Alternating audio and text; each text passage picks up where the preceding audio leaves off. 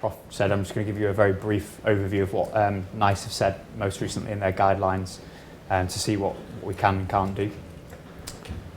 So the aims of my talk are just briefly to tell you where does ultrasound-guided foam sclerotherapy fit into the current guidance, a little bit about the background of the problem, the pathway that NICE recommend with a summary of the guidance, and how NICE think that is going to impact on costs to the NHS.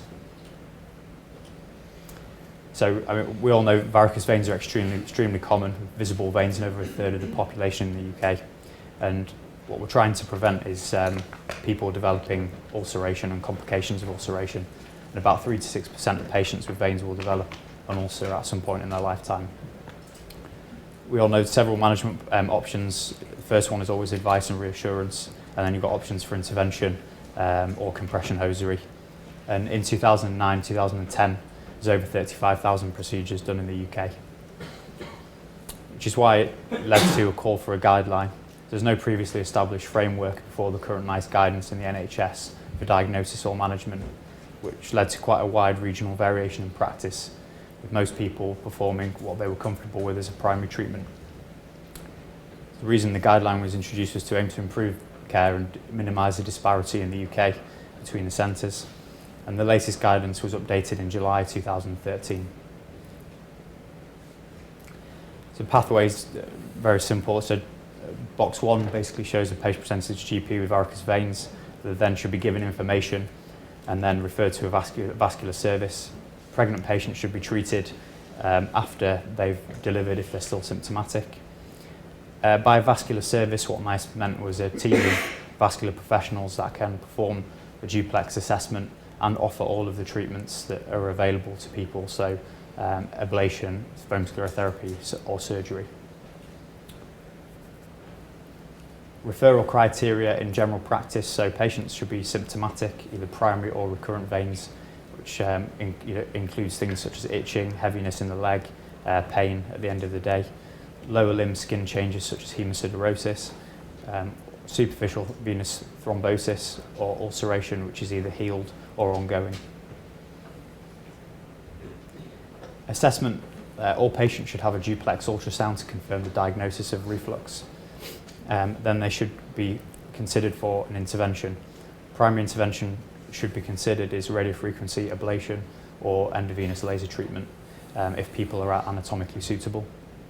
If they are unsuitable for either of those treatments, they should then be offered ultrasound-guided foam sclerotherapy as a primary treatment.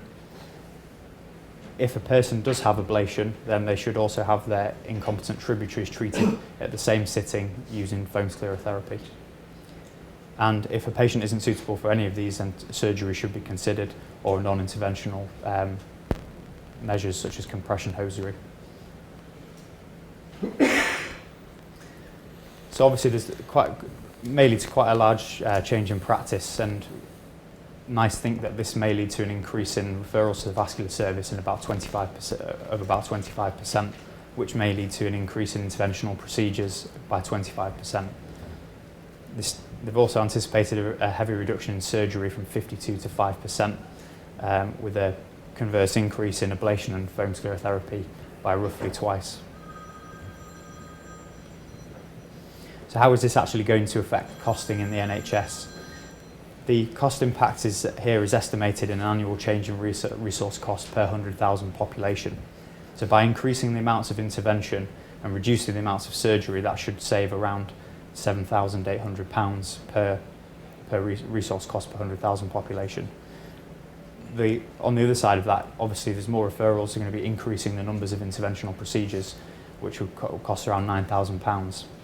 So there is a slight increase in cost of about £1,200 per 100,000 population, which is around £250,000, although we will be treating a lot more patients. So in summary, the new referral criteria is quite clear. This should lead to an expected increase in non-surgical interventions for varicose veins with a slight increased cost, but we'll be treating a lot more patients, and hopefully will prevent people developing ulceration and other complications of varicose veins. Thank you.